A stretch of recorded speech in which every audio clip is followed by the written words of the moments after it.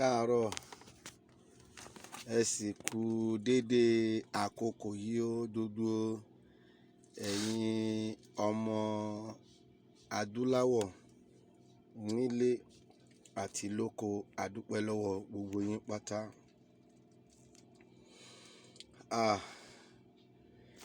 Adúpẹ́ lọ́wọ́ gbogbo ẹ̀yin màmá wa tí ẹ fi àdúrà ran ìrìn àjò àná lọ́wọ́.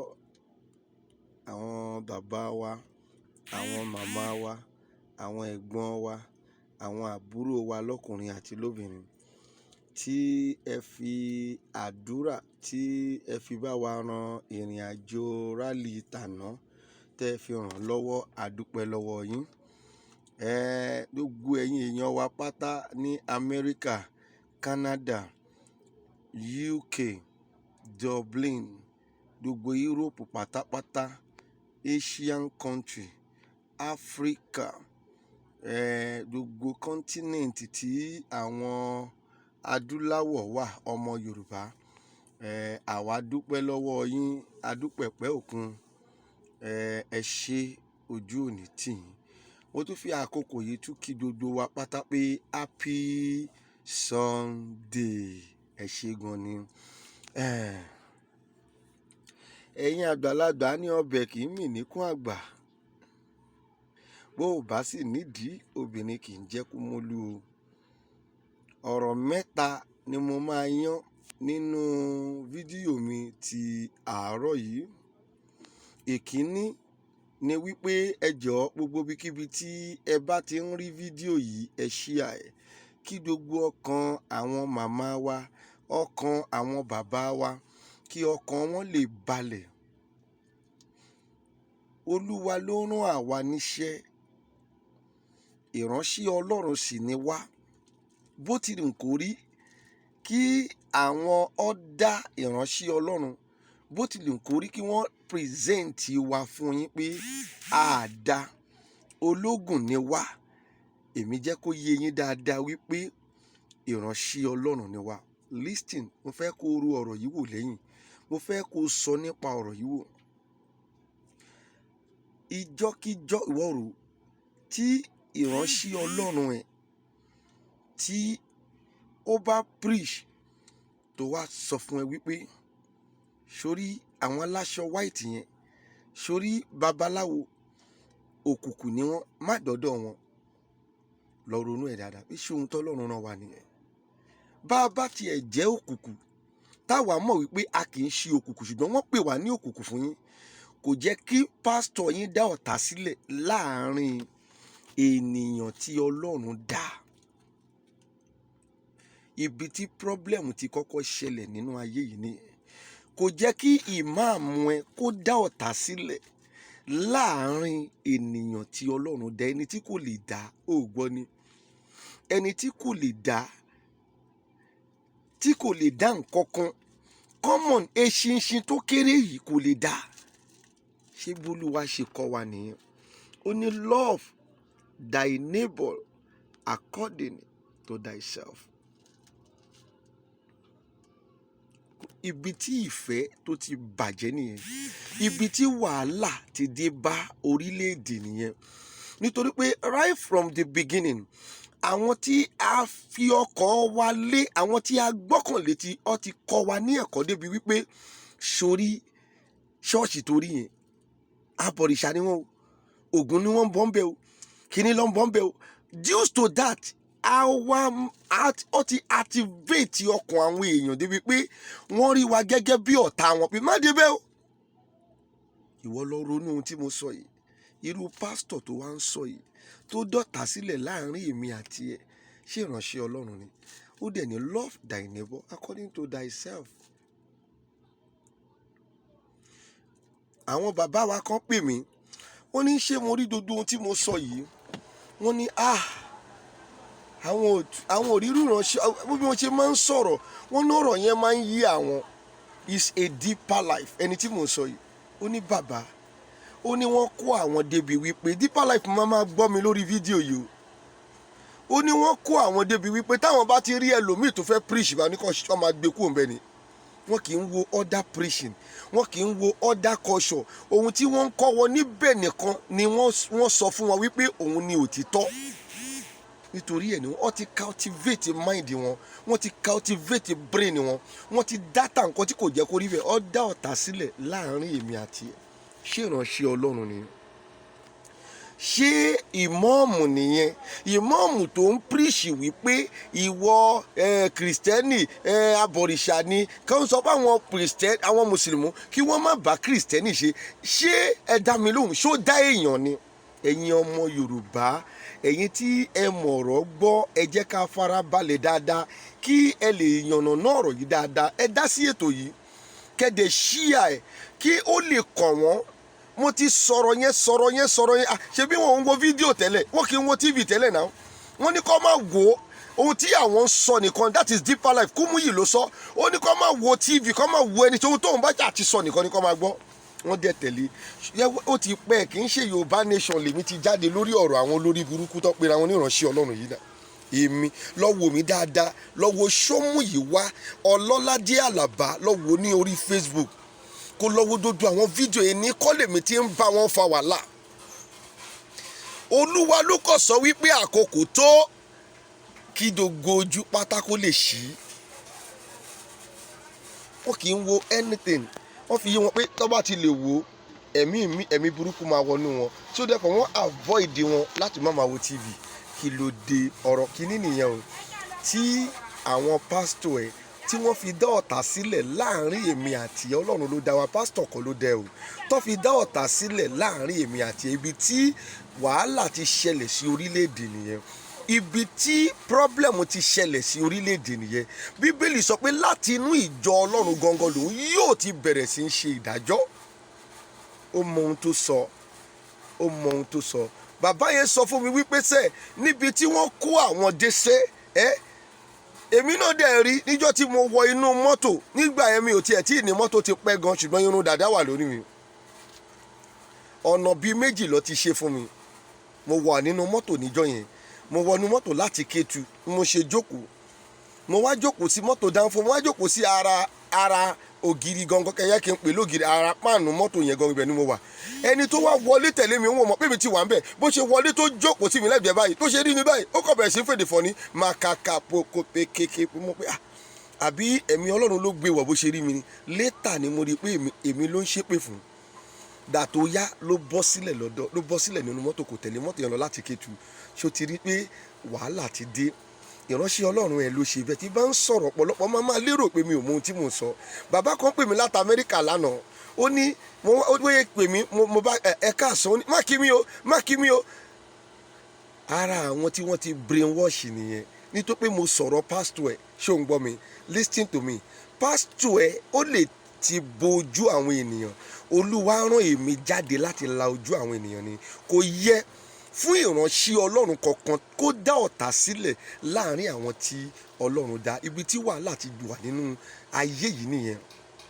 Àwa pẹ̀lú àjẹ́, àwa pẹ̀lú oṣó, àwa pẹ̀lú babaláwo, àwa pẹ̀lú onífá, àwa pẹ̀lú oníṣègùn àti ìmọ̀mù lájọ ń lọ sí ṣọ́ọ̀ṣì nígbà yẹn. Dodo kátólíìkì torí yẹn wọ́n máa ń de ṣàkíwọ́bẹ̀ ni. Àlàáfíà dẹ́wà, a ò rí wàhálà àfìgbà táwọn pásítọ̀ Pentecostal yìí dé. Mo ti sọ fún yín, I will bring you down, write it down. Kò sí ohun tí Ọlọ́run ló rán èmi, mo máa bring yín down. Mo fẹ́ jẹ́ kí àwọn tí wọ́n ń wò mí kí wọ́n rí ìdí tí ogun fi wọ inú ayé wọn. Àwọn pásítọ̀ Pentecostal tí wọ́n preach against, tí wọ́n sọ pé ìyí ò da, ọ̀hún ò da, àwọn ló jẹ́ kó ogun wọnú ayé yín.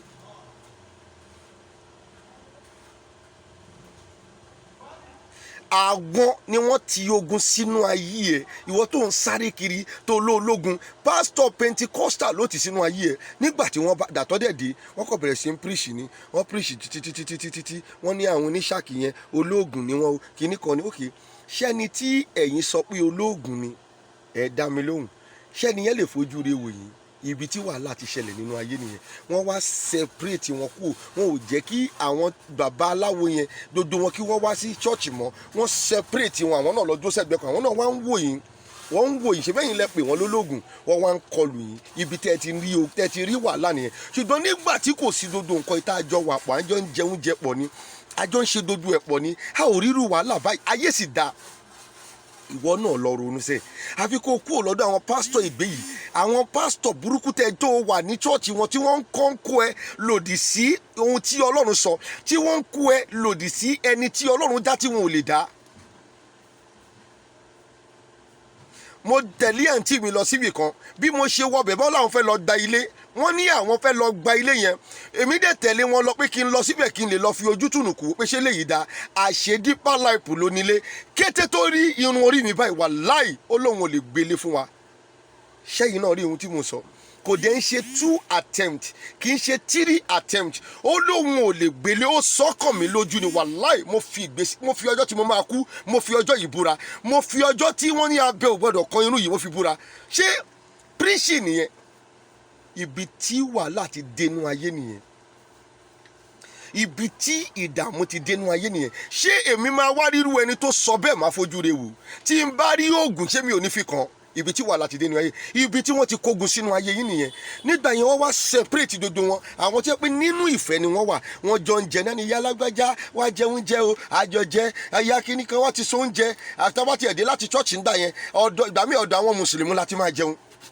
a máa ń pe bàbá yẹn ní bàbá Mukaila ó máa ń lọ ta níwájú ilé wa bàbá tí ń bọ̀ bá ilé bàbá Mukaila la máa lọ dàrẹ́ẹ̀tì ibẹ̀ láti fẹ́ lọ jẹun a máa ṣe fàájì a máa ṣe gbá wọ́n dẹ̀ dá ọ̀tá mùsùlùmí ó dọ̀tá sáàárín kìrìsìtẹ́nì dọ̀tá sáàárín mùsùlùmí bẹ́ẹ̀ náà àwọn babaláwo ò tiẹ̀ ní púpọ̀ nínú pé wọn kì í sọ̀rọ̀ gbogbo ìtawà ń sọ yìí babaláwo they are not selfish I am telling you ó bẹ́tà kéèyàn ṣe babaláwo yìí pé kó ló ṣe pásítọ̀ àti ìmọ̀ọ̀mù lọ wàláì nítorí pé pásítọ̀ àti ìmọ̀ọ̀mù àwọn ni wọ́n dá wàhálà lẹ̀ sínú ayé yìí.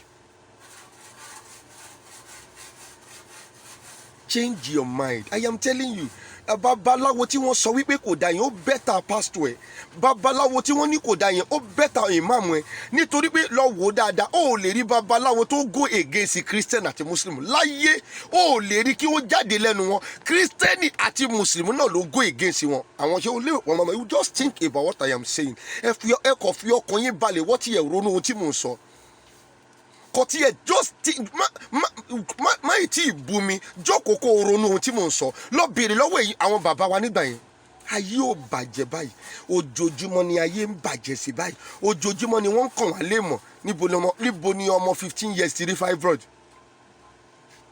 I am telling you mo ń treat fibroid kan lọ́wọ́ ọmọ 15 years ni I am telling you fibroid ọmọ 15 ibo ló ti rí ohun táwọn pásítọ̀ yín ṣe ni o àwọn pásítọ̀ yìí ti dá wàhálà yẹn sílẹ̀ ní ìgbà yẹn torí yẹn wọ́n ti separate wa àwọn yẹn náà dẹ̀ ní lọ́kàn wọ́n mú oró wọn sọ́kàn ó mọ̀ pé oró wípé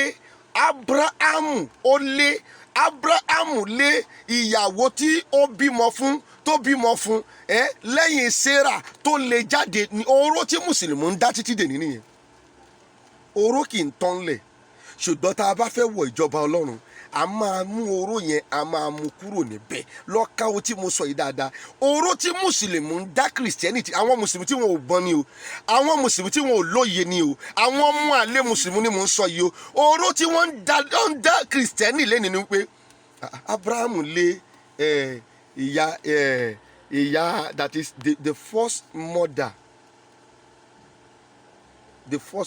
wọn ó lé tó pé ọmọ ọ̀dọ̀ ló ń ṣe ní ọ̀dọ̀ Abrahamu tí Sarah fi ní pé kí ọkọ òun wọlé tọ̀ lọ nígbà tí kò sí ọmọ Abrahamu wá lé kúrò nílé oró yẹn ló ṣì ń dá wa dè nílé ni oró tí àwọn tó rí yẹn tó pè lájẹ oró tí àwọn tó rí yẹn tó pè lóṣó tó tí pásítọ̀ ẹ pè lóṣó yẹn ọ̀pọ̀ pásítọ̀ ẹ ló ti fẹnu jáwáyà nígbà náà àwọn tó wọ́n ń tẹ̀lé wọn wọ́n máa ń dojú ìjà kan wọ́n máa pín fibroid síta wọ́n á pín cancer síta wọ́n á pín ìgbòkígbò ní kí ni cancer nígbà yí àwọn màmá wa tó bá ti yẹ padà pé kánsà ó ní ewé àti egbò lẹ́sẹ̀kẹ́ tó bá ti fún wọn ti tán ni wọn ò gé ọyàn wọn rí wọn ò fa irun àwọn màmá wa rí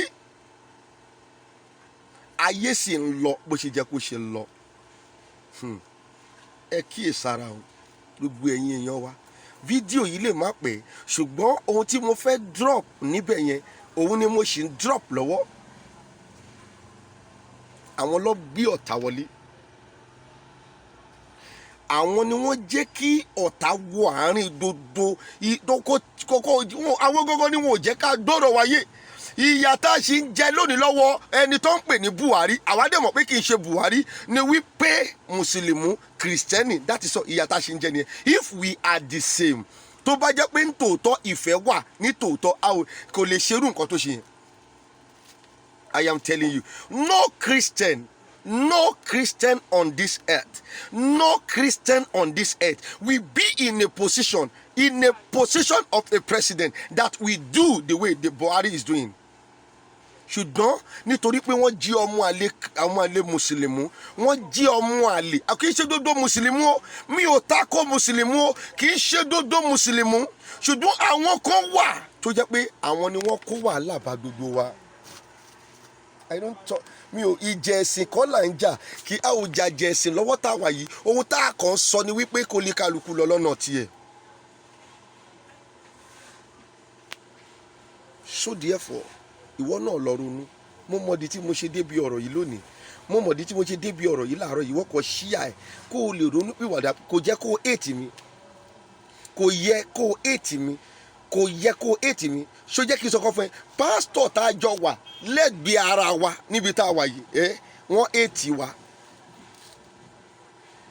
Pastor to pastor, èmi jẹ́ kérúbù, àwọn jẹ́ Pentecostal church, they hate us. They hate us. I am telling you what is happening. They preach against us. We are hearing it every time. But yet, Ọlọ́run ò jẹ́ kí wọ́n tó mi. Ó lè ṣe bẹ́ẹ̀ kó ga. Àwọn tó bá wá ṣe bẹ́ẹ̀ tí wọ́n bá ga, tí lálá wọn bá lọ sókè, ilẹ̀ ló máa bọ̀. Ìtorí ẹ̀ ló ṣe rí àwọn tó pera wọn ní Joshua, TB Joshua. Mo ṣe ń sọ̀rọ̀ ẹ̀, ìwọlé má wòran. Wàá rí ohun tó máa ṣẹlẹ̀. Ṣebí wọlé àsọtẹ́lẹ̀ tí mo sọ kò lè ṣẹ. Nígbà tó dijọ́ Friday tó Olúwa ní kí n jáde, Olúwa sọ fún mi, ó ní gbogbo ẹ̀ náà lọ́lọ́run ṣe lánàá. Ìwọ rí pé orí ìtàjẹ̀sílẹ̀ lánàá ó lè rí, tó pé Ọlọ́run ló sọ. Ẹ yé wá síta kẹ wá máa ẹ yé wá síta kẹ máa, ẹ̀yin wòlíì kà, ẹ̀yin àáfàá burúkú, ẹ̀yin wòlíì burúkú, kẹ máa wá síta kẹ wá mú àwọn ìyá wa, àwọn bàbá wa, kẹ wá máa jẹ́ kí ọkàn wọn máa lọ sókè. Èmi ò ní gbà. Ọ̀pọ̀lọpọ̀ ló ti bọ́ta tó ti sọ wípé June 12 is going to be bloody, is going to be kìnìkan, is going to be that. Mo dẹ̀ lọ bá Olúwa kí ló fẹ́ ṣẹlẹ̀ gan? Olúwa ní ọmọ lọ sọ fáwọn èèyàn tó pé wọ́n tún ti kó àwọn èèyàn sínú ìpayà.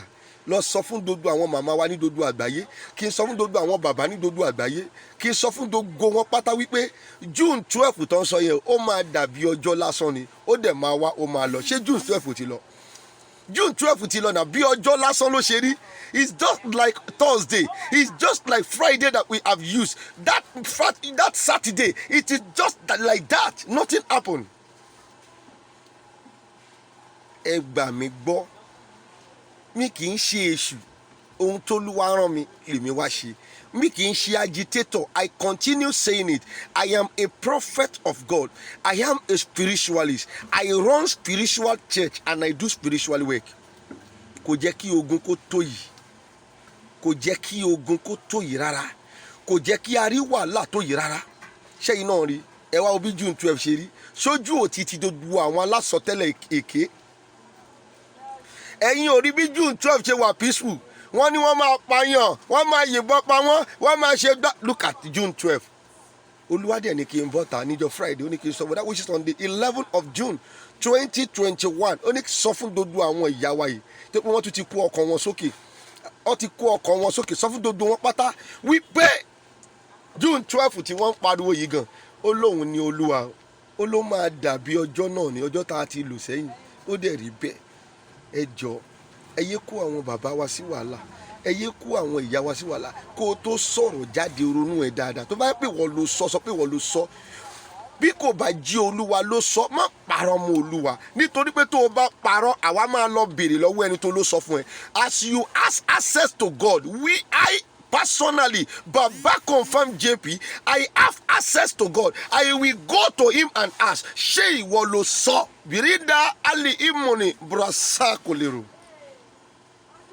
Wali muntifulia wa balimu li musakuli illa bihufuru. èmi ni Ọlọ́run sáàpì tí ó lè akẹ́fọ́tì ó làrọ̀ ohun tí ó ti ẹnu mi jáde kí n padà mọ́ bàlí mu ni fúlikẹ́ sáà lè amọ̀ntẹ́fọ̀lẹ́hù ó ní ayé àti ọ̀run wà á ń bàlí mu sáko wọlé inú sábì tó fúlẹ́hù ó ní ayé àti ọ̀run máa kọjá ṣùgbọ́n kíkíní nínú ọ̀rọ̀ tóun bá sọ ó ní kò ní lọ láláìṣẹ ẹ jọ̀ọ́ ẹ lọ mójútó ṣí ẹ jẹ́ ká fi jẹ́ kí àwọn ènìyàn kan tún fi kọ́gbọ́n jẹ́ kí àwọn ọ̀pọ̀lọpọ̀ tí wọ́n ti kó sínú ogun ọ̀pọ̀lọpọ̀ tí àwọn wòlíì kà babaláwo kan orí wọn ṣe wá ṣé orí wọn yé ṣe ẹ location 9 tá a wà tó fi yín sí ni o inú mọ́tò ni mo wà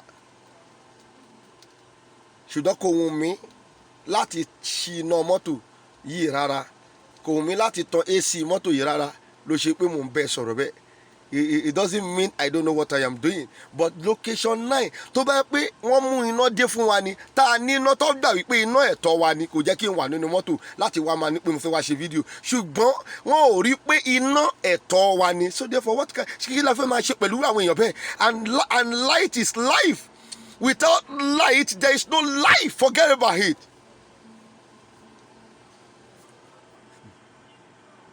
lọ ronú ẹ ṣíà ẹ má jẹ́ ó dúró ṣíà ẹ tẹ ṣíà button ní ẹsẹ̀kẹsẹ̀ káwọn ọ̀pọ̀lọpọ̀ tí Ọlọ́run tún fẹ́ lo mẹ́sẹ̀gì yìí fún kí ó lè change mind wọn pásítọ̀ yín àwọn lọ́kọ̀ọ́gun jà yín.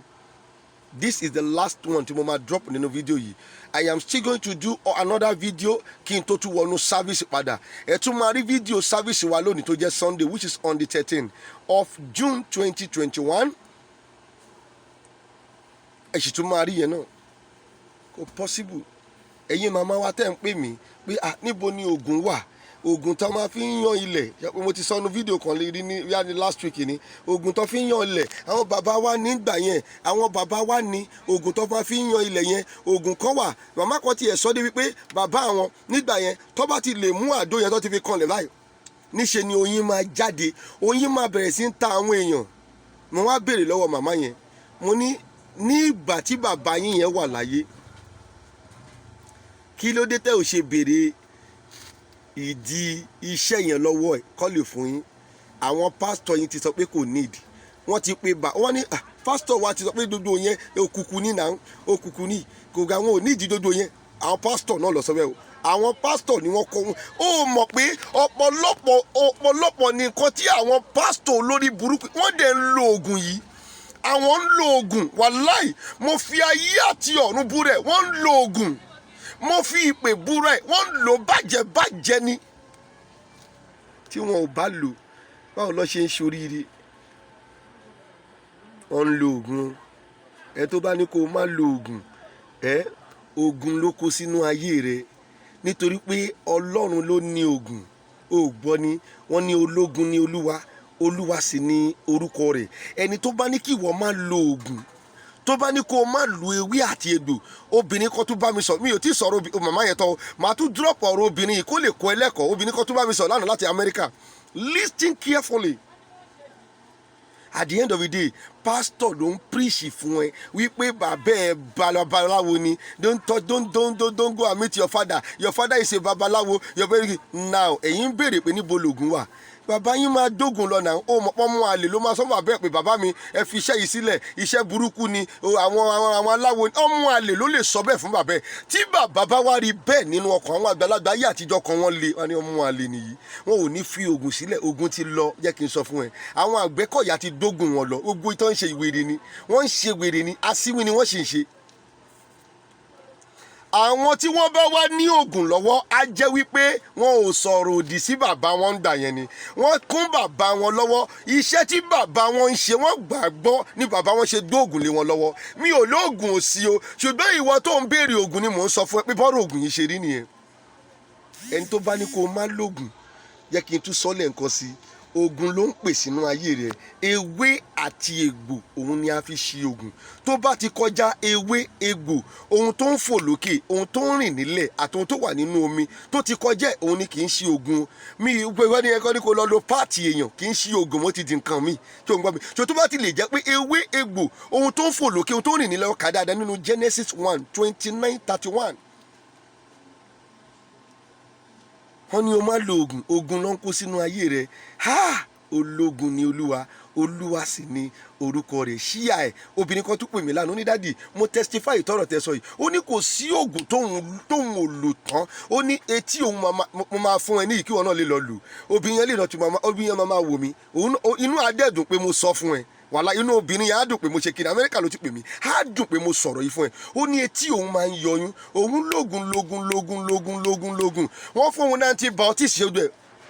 Ó ní lójú oorun lọ́lọ́run ti sọ fún òun wípé kóun lọ mú garlic ló kán sí etí tí ó ti ń lo oògùn fún tí kì í ṣọdún méjì tó ti ń lo oògùn tí etí ń yọ tó ń yọ ọyún.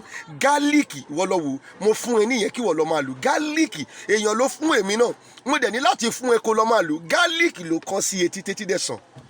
Ó ní kò tó ọjọ́ mẹ́ta, kò tó mẹ́rin, kò tó márùn, etí yẹn òun kọ̀ dẹ̀ rí pé ọyún tó ń yọ nínú etí yẹn dẹ̀ ṣe kí ni, ó dẹ̀ lọ. Ó dẹ̀ ní oògùn ọ̀dà. Wọ́n ti bà ayé àwọn èèyàn jẹ́ gan. Jáwọ́, kò bá dá kó o jáwọ́. Redeem ti bà ayé àwọn èèyàn jẹ́ gan. Winners ti bà ayé àwọn èèyàn jẹ́ gan.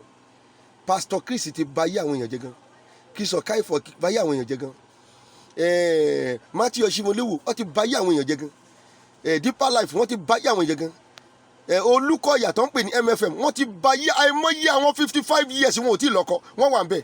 Kókò wá kákọ̀ ṣọṣẹ fún ẹ lásán kó lọ fi wẹ̀, ọkọ máa di ọkọ tìyẹ, ó máa wá bá ẹ ọṣẹ lásán lọ́gbọ̀n wọn bẹ̀ wọ́n rò pa 60 years. Nígbà tó bá ti pé 60 years wọ́n ti wá máa preach fún wọn pé kí wọ́n gbà fún Ọlọ́run. Ṣé wọ́n ti ya wèrè? Ọlọ́run ò dẹ̀dẹ̀ bẹ́ẹ̀, ṣe bí ìyá bí ẹnu jẹ́ kí ìwọ náà bí tiẹ̀. Bàbá ẹ tí kò bá bá yẹ ẹ̀sùn níṣọ́ máa bí ẹni, ó di dandan lábẹ́ bó ti wù kó rí, ọkùnrin ní láti fẹ́ ẹ sílé. Share fídíò yìí, kò share fídíò yìí, kò jẹ́ kó débi tó jẹ́ kó dé kẹ́ẹ̀dẹ̀ subscribe. Ọlọ́run rán èmi láti la ojú àwọn èèyàn ni, ó rán mi kí n la ojú yín ni, kò dẹ̀ ń ṣe ìkà. Lọ wò dáadáa kó jókòó kó contribute sí ohun tí mo sọ yìí. I just need your contributions. Thank you, God bless you. Share, subscribe. Babaconfirm JP ni o. Ẹ ṣé gan ni lẹ́ẹ̀kan sí màámi bàámi, God bless you. Subscribe, share, God bless you. Happy Sunday.